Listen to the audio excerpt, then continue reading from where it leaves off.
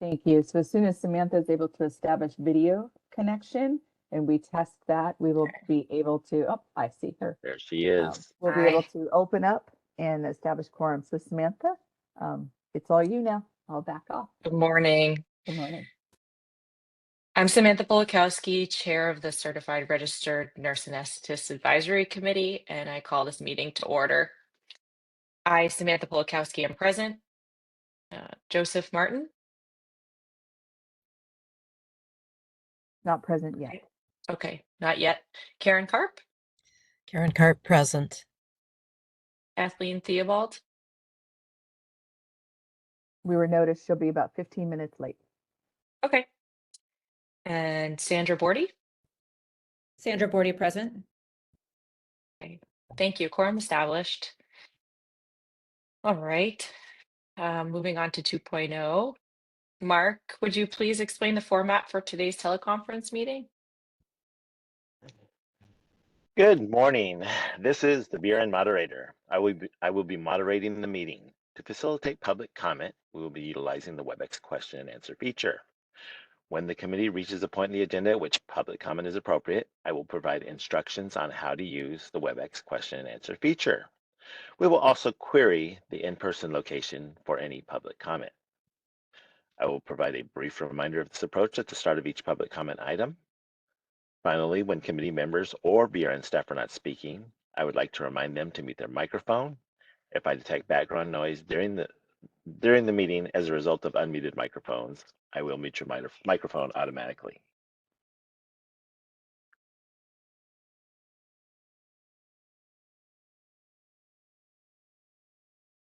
Board moderator, was there more to that? Because it just went down. No, they had me abridge it. Do you want the original one? I'm sorry. No, it's perfectly fine. I was just expecting more. Yes. I've been doing that short one for a while now, and so it was just it's right here. No worries, that's perfectly fine. Because I do the long one when we go to public comment for real. Perfect. Okay. Thanks, Mark. Sorry. No problem. Would you please open public comment for items not on today's agenda? Here we go. We will be opening for public comment now. Please refer to the screen share for members of the public to see how they should type in their request for comment. I've activated the question and answer feature. Members of the public can indicate that they would like to make a comment by typing into the question box, "I would like to make a comment." Please remember, you will have 2 minutes to make your comments. I will not give a reminder as your time approaches. I do not want to interrupt you nor cause you to lose your train of thought. I will mute your microphone and inform you that your time has expired, and we'll move on to the next member of the public. I'll pause for a moment for members of the public to type in, "I would like to make a comment."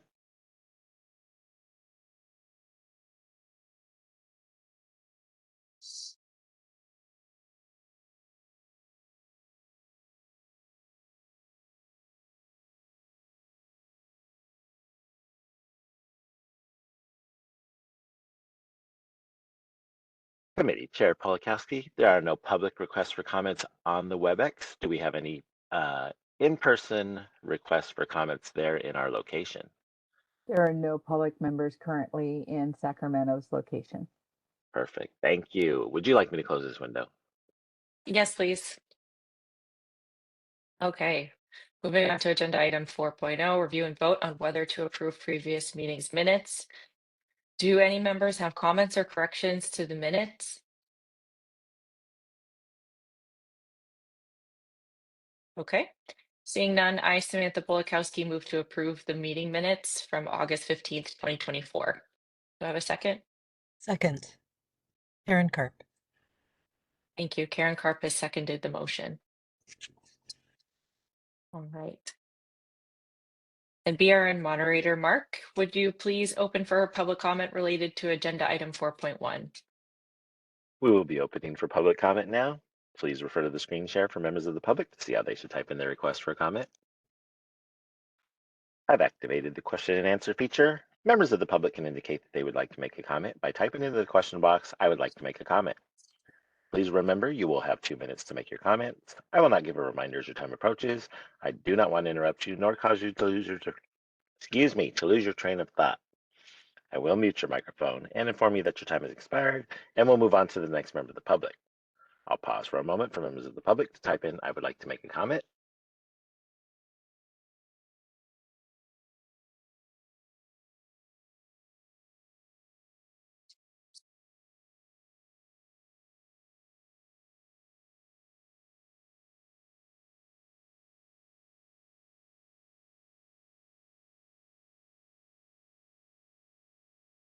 Committee Chair Polakowski, there are no public requests for comments on the WebEx. We have representation in our location, but they do not have any comments, or I'm sorry, are not requesting to comment. Would you like me to close this window? Yes, please. All right. So I will call for a vote to approve the August 2024 meeting minutes. Samantha Polakowski votes in favor. So Joseph Martin not here yet. Karen Carr, Karen Carp in favor. Kathleen Theobald, not here yet. Sandra Bordy, Sandra Bordy in favor. thank you. Motion passes. All right, so now we'll move on to agenda item 5.0, the subcommittees discussion and possible action. So a report from the 3 CRNAAC subcommittees, the first public engagement and website, second regulations, and third regulation definitions. We'll start with the public engagement and website committee, which Kathleen and I are on. Kathleen, would you like to provide the update? Oh, she's not here yet. I will provide the update. So we actually have a meeting next week with Lori and Macaulay to start some action items and sort of dissect out what we want to tackle first for the website particularly.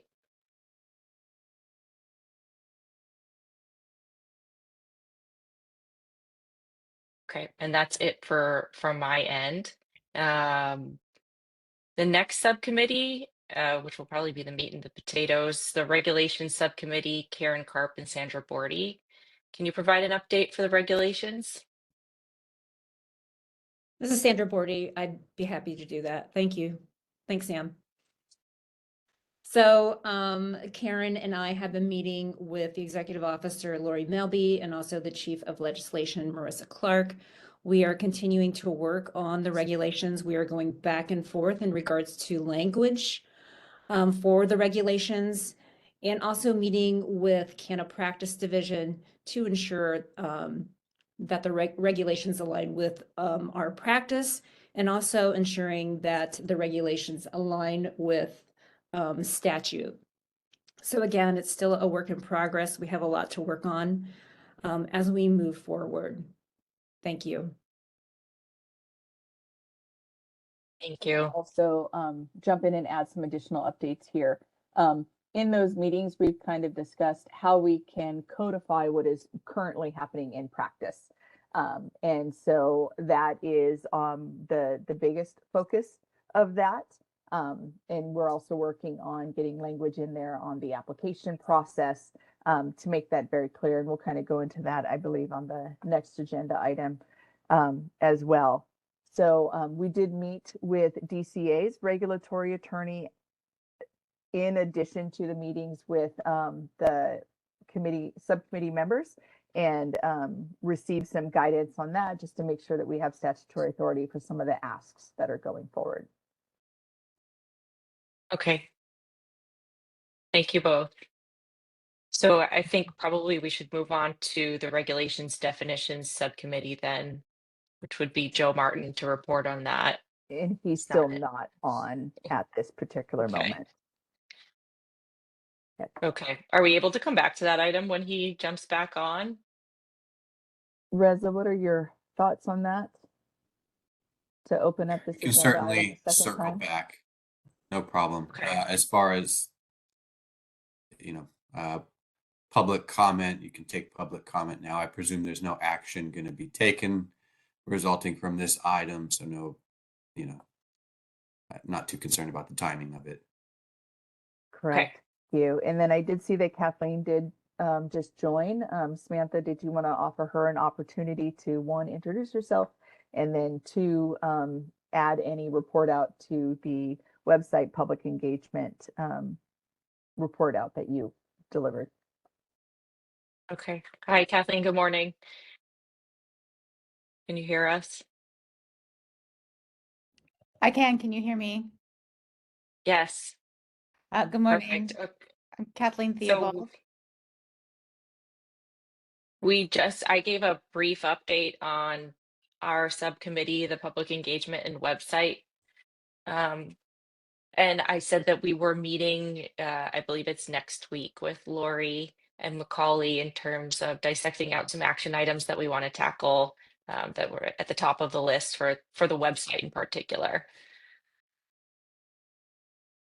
Do you want to add anything? That sounds like a great update. And then just culling it down to make it as user-friendly as possible for the public. Perfect. Okay, and we're going to circle back to the regulations definitions subcommittee when Joe joins us. Okay, at this point, I think, Mark, we could open it up for public comment. We will be opening for public comment now. Please refer to the screen share for members of the public to see how they should type in their request for comment. I've activated the question and answer feature. Members of the public can indicate that they would like to make a comment by typing into the question box, "I would like to make a comment." Please remember, you will have 2 minutes to make your comments. I will not give a reminder as your time approaches. I do not want to interrupt you nor cause you to lose your train of thought. I will mute your microphone and inform you that your time has expired, and we'll move on to the next member of the public. I'll pause for a moment for members of the public to type in, "I would like to make a comment." Emily Frank would like to make a comment. 1 second, please.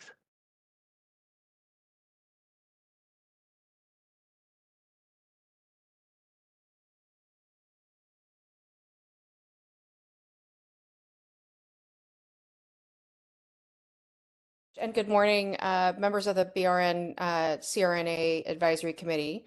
As he mentioned, my name is Emily Frank. I'm the president of the California Association of Nurse Anesthesiology. I want to thank you for your hard work on these much needed regulations for CRNAs. Your efforts are certainly making a real difference in our profession and the patients that we serve. With CRNA Week coming up next week, it's the perfect time to celebrate the vital role nurse anesthesiologists play in healthcare and the progress we're making together. Your dedication to addressing key issues in our practice is deeply appreciated, and we're here to support you every step of the way. Thank you again for your leadership and collaboration. Let's keep working together to elevate the patient care and our profession. Thank you. Thank you for your comment. Committee Chair Polakowski, there are no other public requests for comments on the WebEx. We have no public requests for comments in our location. Would you like me to close this window? Is that accurate? Did we check with Sacramento and ensure that there's no public comment? Yes, we have a we do. Okay, perfect. Thank you. We have something going on. Yes, we're fine.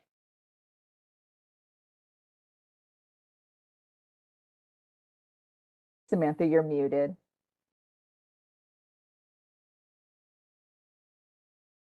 You was being compliant and I forgot. Thank Okay, you. thank No you, problem. Mark.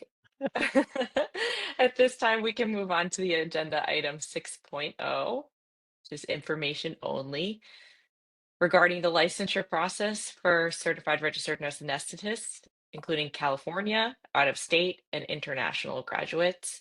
And I believe, Lori, you're going to tackle this one.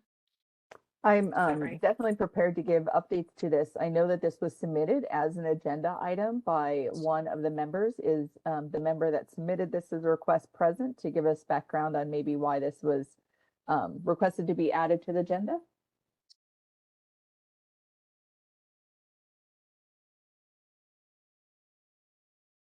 Sure, I'd be happy to do that. Thanks, Lori.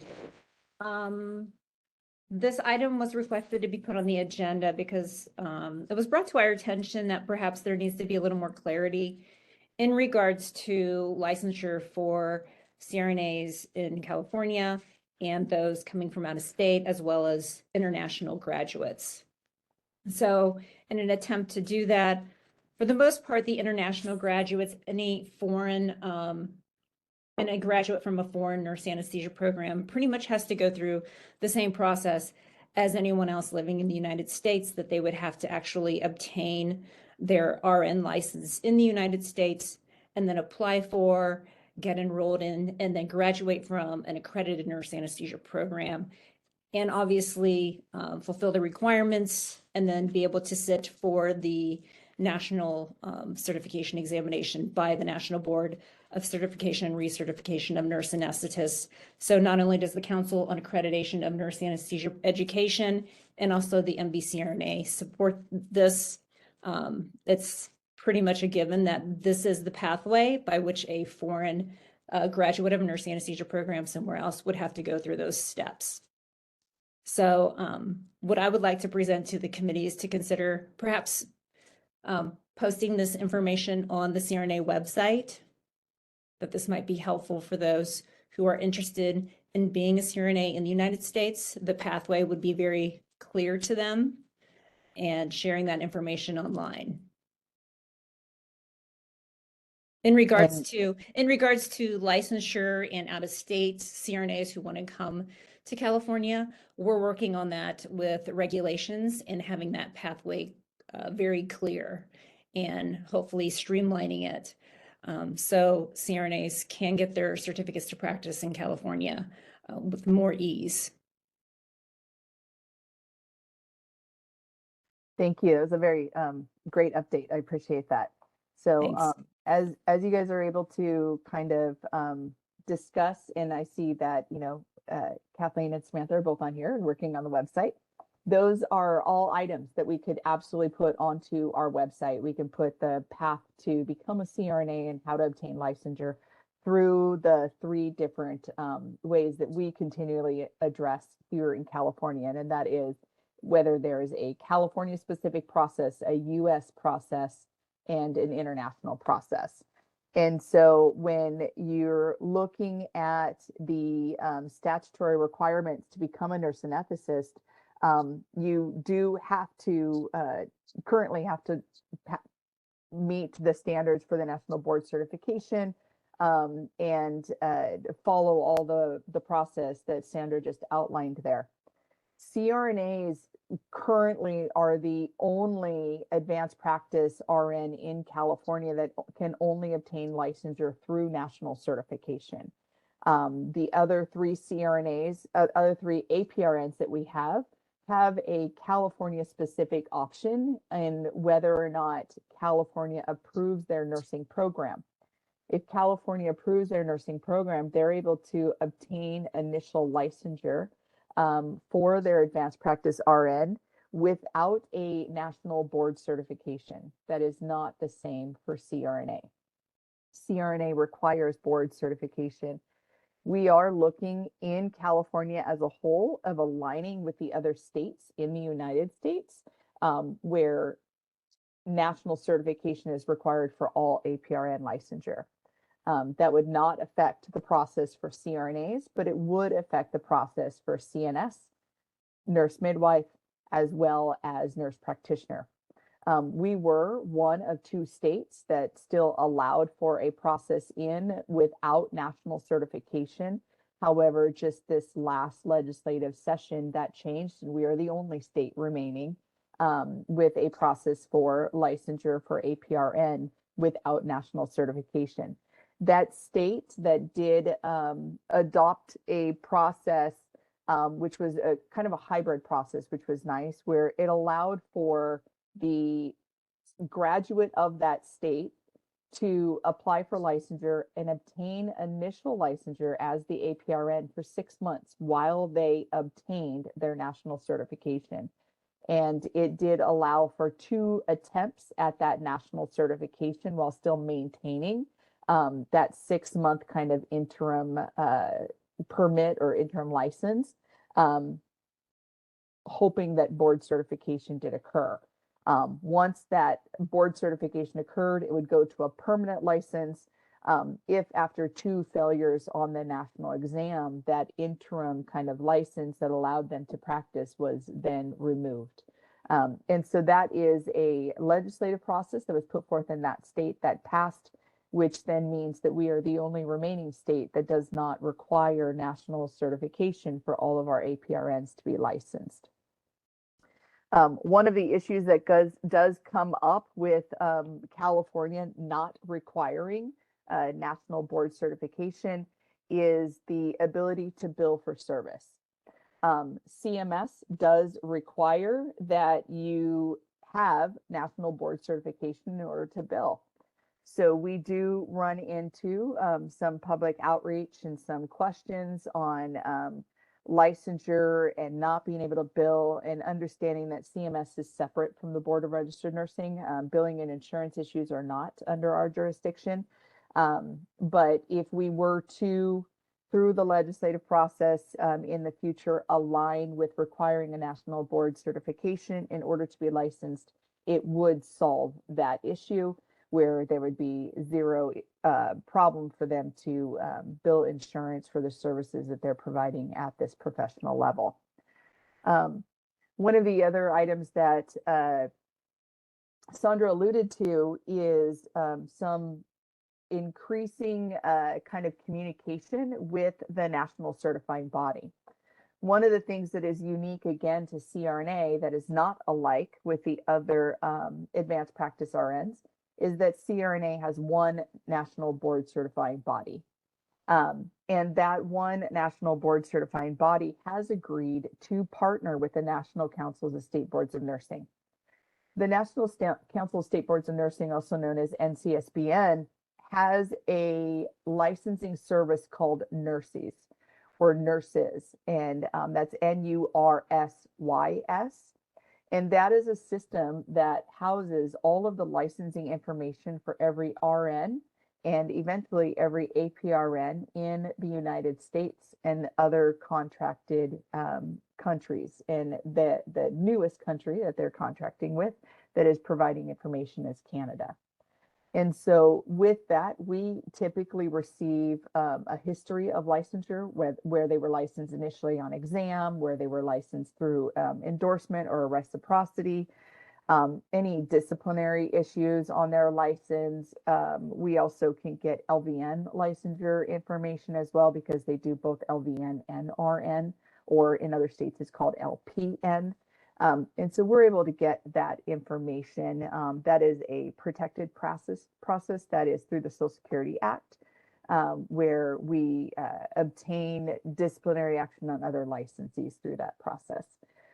With that process, in that new contract with your one national board certification, we now have a copy, essentially, primary source data of every single nurse anesthetist board certification, and that is in the nurses data bank.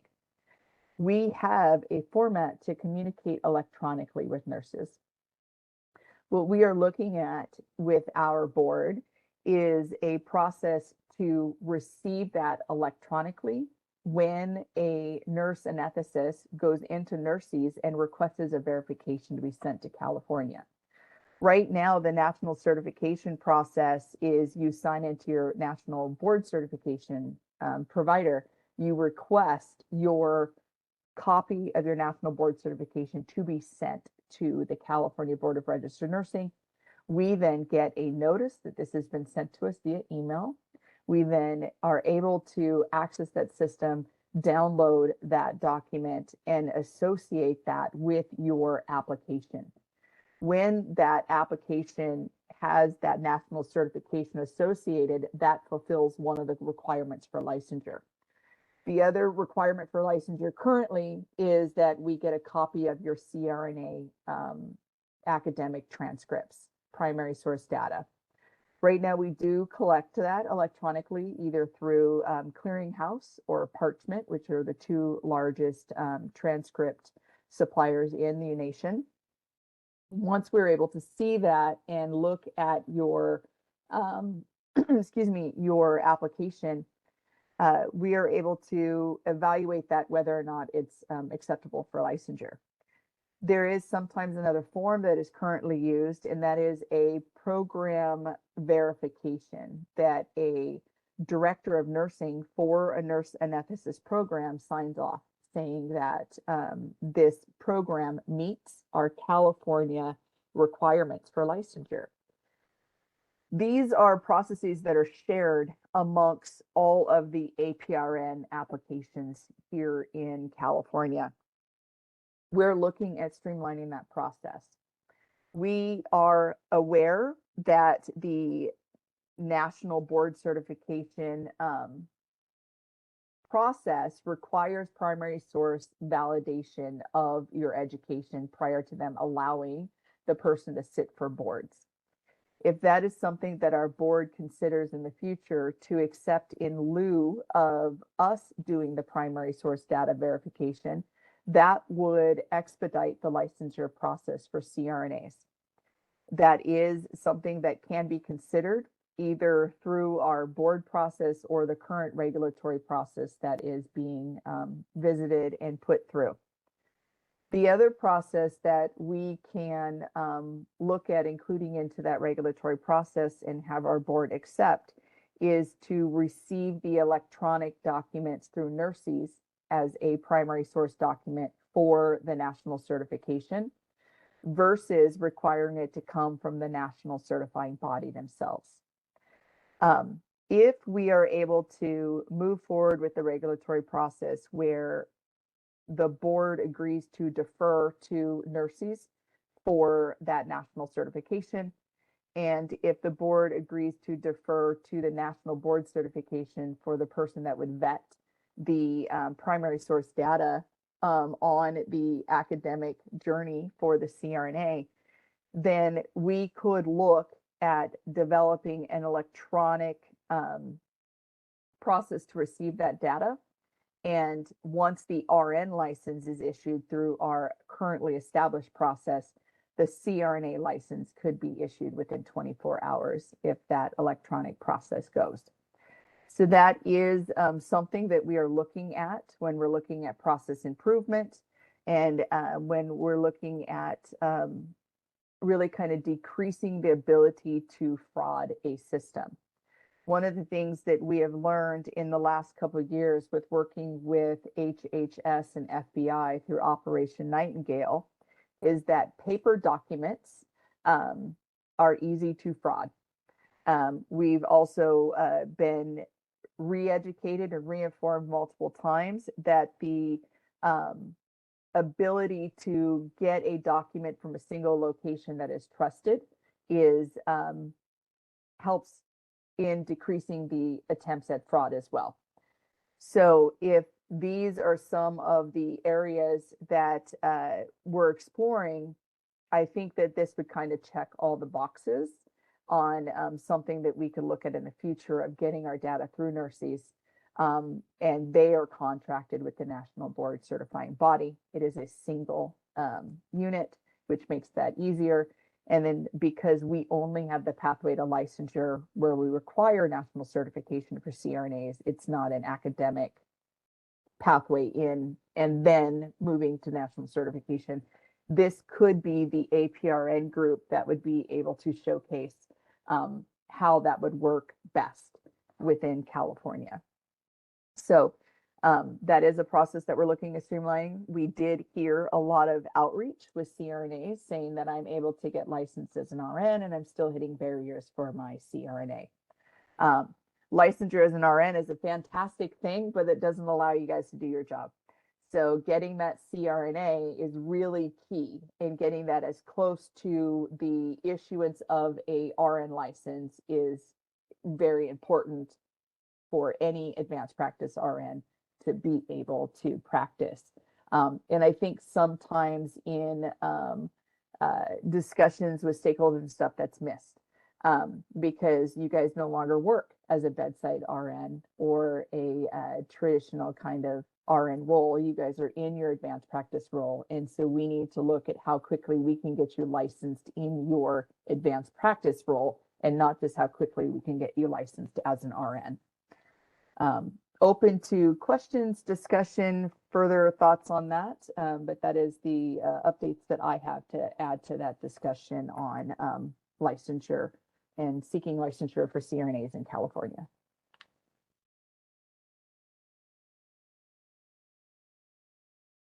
Thank you both very much for that update. At this point, Mark, would you please open for public comment? We will be opening for public comment now. Please refer to the screen share for members of the public to see how they should type in their request for comment. I've activated the question and answer feature. Members of the public can indicate that they would like to make a comment by typing into the question box, "I would like to make a comment." Please remember, you will have 2 minutes to make your comments. I will not give a reminder as your time approaches. I do not want to interrupt you nor cause you to lose your train of thought. I will mute your microphone and inform you that your time has expired, and we'll move on to the next member of the public. I'll pause for a moment for members of the public to type in, "I would like to make a comment."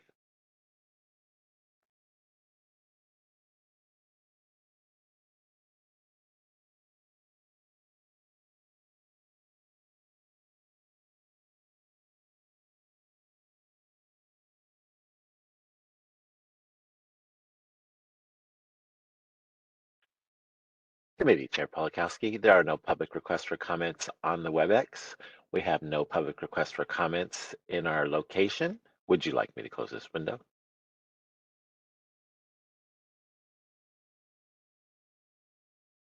Samantha, I believe you were muted again and we did not hear your response. Okay, yes, please. Thank you, Mark. Thank you.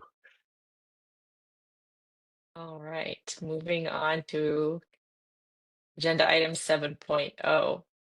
So 7.0 is adjournment. Yes. So this might go down in history as being one of the fastest advisory committee meetings known to man, at least for the California Board of Registered Nursing. To be done within 30 minutes is unheard of. I did check with staff on whether or not we've heard back from Joe, and we haven't. So I do not believe that we need to hold for him to join.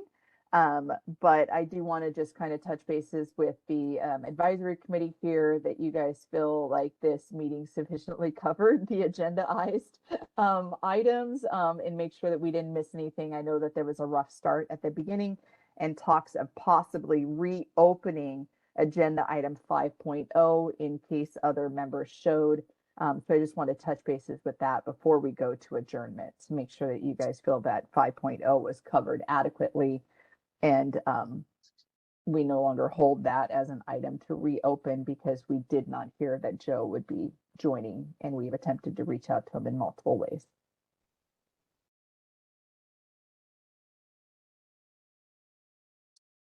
This is Karen Karp. I feel like adequate time was given.